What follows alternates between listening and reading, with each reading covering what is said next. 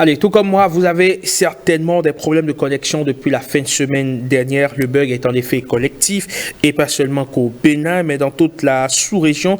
Une panne due à des câbles sous-marins en serait accidentellement sectionnée, donc en serait la cause, raison pour laquelle depuis quelques jours, on a du mal à avoir Internet. On va essayer d'en savoir davantage avec monsieur Web de 5 sur 7 matin, journaliste au service web, chef de projet éditorial aussi. Bonjour et bienvenue, Maurice Tantan, ou rebonjour, j'ai envie de dire. Rebonjour, Eman Rodrigue Megan, bonjour à tous et bonjour à tous à nouveau. Vous avez juste changé de place pour avoir plus d'inspiration, parce que à ma gauche, apparemment ça va mieux, pour être plus inspiré. Alors, concrètement, quelle est la situation? On n'a pas Internet sur nos téléphones, ou du moins ça bug un peu sur le Wi-Fi également. Ce n'est pas totalement très stable, ça fluctue. Qu'est-ce qu'il y a? Qu'est-ce qui s'est passé? Il paraîtrait que ce n'est pas qu'au Bénin, mais dans d'autres pays. On parle de la Côte d'Ivoire, on parle du Libéria, on parle même de l'Afrique du Sud. Oui, effectivement, depuis mercredi dernier, en fin de journée, et plus surtout à partir du jeudi passé, on a des difficultés de connexion à l'Internet sur tout, disons, de diverses manières, que ce soit sur le réseau mobile, que ce soit sur la fibre optique, pour ceux qui utilisent cette technologie de connexion à Internet là. Et ces difficultés ne sont pas exclusives au Bénin. Il y a plusieurs pays, tout au moins une douzaine de pays sur la côte ouest africaine qui sont touchés du Libéria jusqu'en Afrique du Sud. Alors, qu'est-ce qui s'est passé? Je pense que pour répondre à cette question même précisément, il faudrait qu'on explique un peu plus aux téléspectateurs comment fonctionne Internet. Internet, en réalité, c'est un réseau mondial. On parle même de réseau.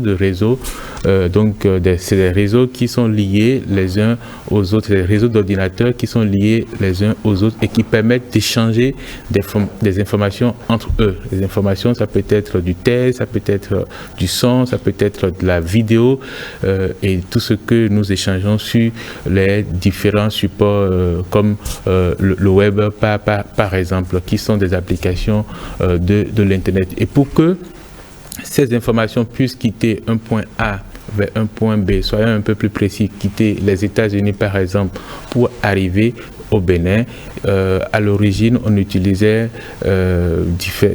divers supports comme les signaux téléphoniques par exemple, ou encore les signaux satellitaires. Mais la technologie évoluant, on a trouvé que l'homme a inventé ce qu'on appelle la fibre optique, qui est un faisceau lumineux qui donc va beaucoup plus vite que les signaux téléphoniques, qui peut transporter l'information quasiment à la vitesse de la lumière, donc à plus de 200 000 km par seconde. C'est ça qui fait qu'on a cette rapidité qui permet de changer les informations, d'avoir de l'information en temps réel, de faire du live, tout ce que nous voyons aujourd'hui qui est utilisé sur le web. Et donc, cette fibre optique-là est transportée, il y a un maillage de toute la planète en fibre optique pour permettre d'échanger ces informations-là. Et donc, pour transporter cette fibre, on utilise ce qu'on appelle des câbles qui sont, disons, des différents éléments qui entourent cette fibre pour la protéger, pour la rendre résistante, pour la rendre étanche, parce que la fibre traverse les océans. Donc, c'est les océans qui traversent la fibre. Pour vous donner quelques éléments, il y a à travers le monde 800 000 km de fibres optiques qui traversent toute la planète. Le premier câble de fibre optique a été posé au 19e siècle, en 1859. Et aujourd'hui, notre pays, le Bénin, est relié par deux câbles à fibre optique, deux câbles sous-marins qui transportent la fibre optique. Il y a celui qu'on appelle la SAT3 et il y a le ACE, Africa Coast to Europe, qui est le dernier qu'on a installé, qui a une capacité plus grande que le premier, le SAT3. À titre de comparaison, un pays comme le Ghana est relié il y a à peu près 6 câbles sous-marins qui atterrissent au Ghana. Le Nigeria, pareil. En Afrique du Sud, ils ont au moins 8 câbles sous-marins. Donc, aujourd'hui, ce sont ces câbles sous-marins qui ont été touchés. on parle à peu près de quatre câbles sous-marins qui relient les côtes ouest africaines qui ont été touchés, et parmi lesquels il y a le câble ACE, donc le Africa Coast to Europe, qui part de l'Europe jusqu'au Cap en Afrique du Sud et qui relie plusieurs pays de la zone ouest africaine, des côtes ouest africaines qui est touchée. Il y a d'autres câbles, le Main One par exemple aussi, qui va notamment au Nigeria, au Nigeria et Ghana, qui est également touché. Il y a le West Africa Cable Systems, donc WACS aussi, qui est touché. Donc c'est ce qui justifie cette difficulté de connexion à l'Internet. Un pays comme la Côte d'Ivoire est encore plus durement touché que le Bénin, parce que ici au Bénin, effectivement, on a un câble on est touché, donc par cet incident, par cette panne internationale, mais les opérateurs qui sont au premier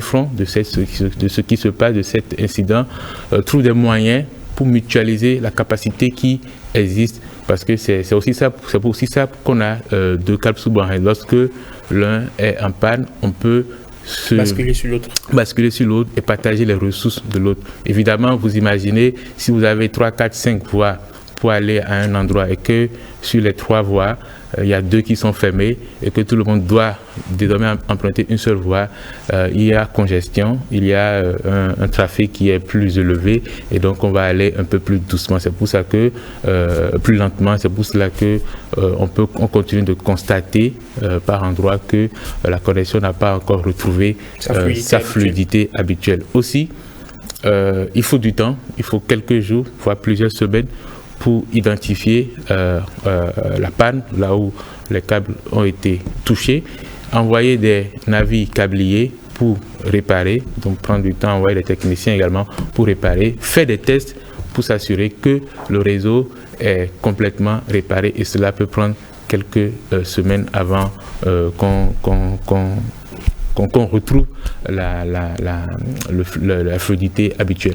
Ça veut dire que les techniciens sont actuellement à pied d'œuvre? Les techniciens, effectivement, sont à pied d'œuvre parce que c'est aussi un enjeu économique. Vous imaginez les opérateurs qui sont,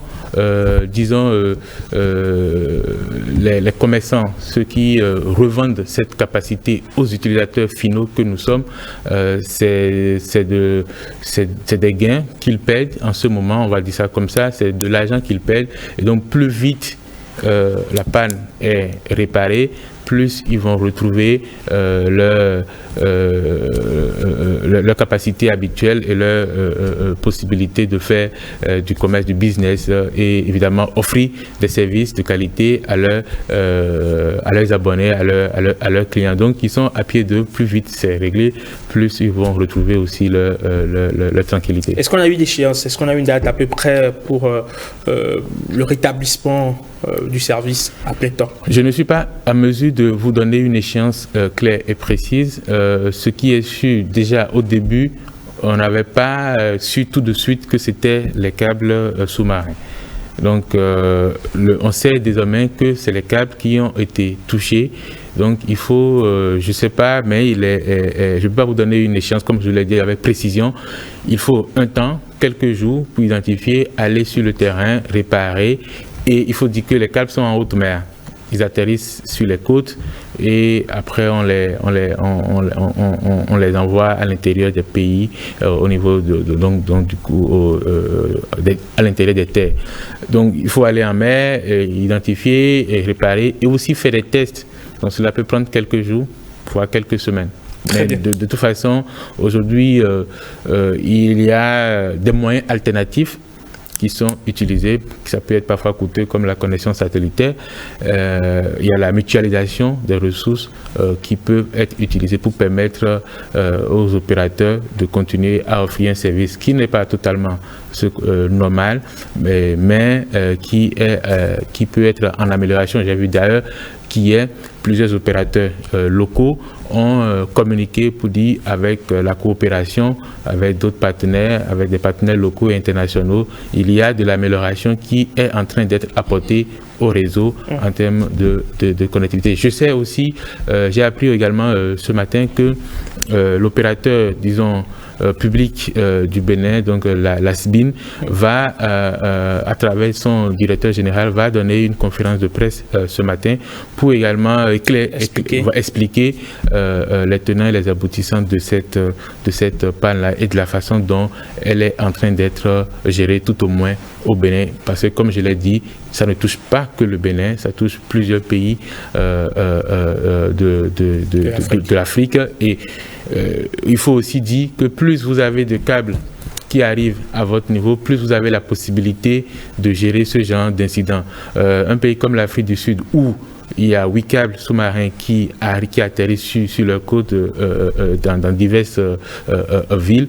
L'impact est moindre parce que j'ai vu aussi l'atlas de l'impact de cette panne et l'Afrique du Sud est totalement en bas avec un impact très faible, contrairement à la Côte d'Ivoire et au Ghana qui ont un impact beaucoup plus élevé, comme le Bénin d'ailleurs.